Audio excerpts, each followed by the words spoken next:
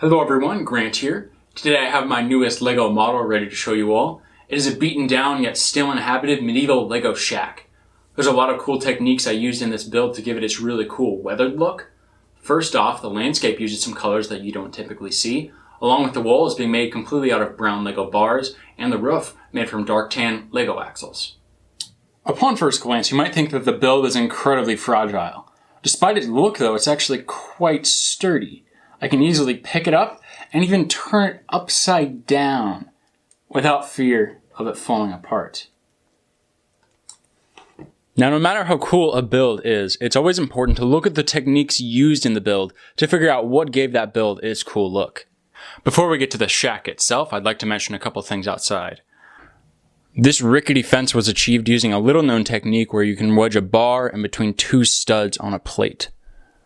This bar across the top of the well doesn't fall over when you tip it upside down thanks to this string holding it down.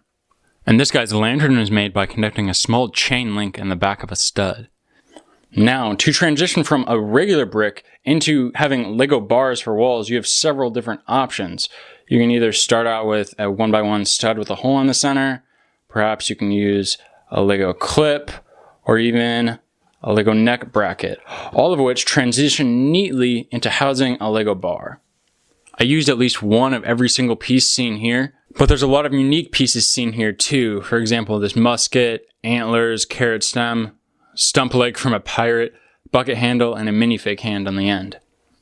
Even the tallest LEGO bar isn't able to reach the roof of the build, so I needed to come up with several ways to extend it out a little bit. My favorite of which is using a LEGO minifig hand. You can sort of go half and half on two different bars and extend it out pretty sturdily. This is another great connector if you're willing to use non-traditional connections. Though this piece is probably the most sturdy. This was an idea I used in the build a couple of times. You take a decapitated and one-armed torso, put this extra long brown clip on the bottom along with another on where his head would go, and you have a nice little section of wall. To be able to use this LEGO antler piece, you need to hide half of it in the wall so that only the outer edge is showing. And a similar idea for this LEGO bucket handle.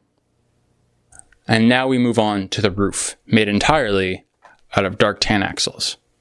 One of the easy ways to mount these is to stick a bar in the open stud and to mount them while attached to the bar. Or you can do what I used in the build quite a lot and just attach a dark tan droid arm to the end of the open stud. You can get a bunch of different wacky angles this way. I had to come up with several other solutions though to attaching these because unlike the 3-long axle you see there that has a stud on the end, the 5-long axle is completely flat.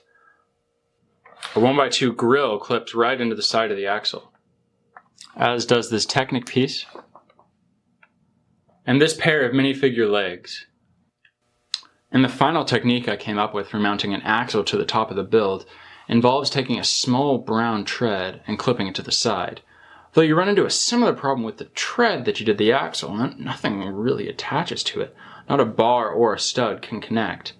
But if you take this vine piece, put it through the edge of the tread here, with a pretty sturdily transition from having an axle to tread to vine and then a bar connection that you can easily mount from on the end. And that's about it. Put all those ideas together and you end up with something like this. Thanks for watching.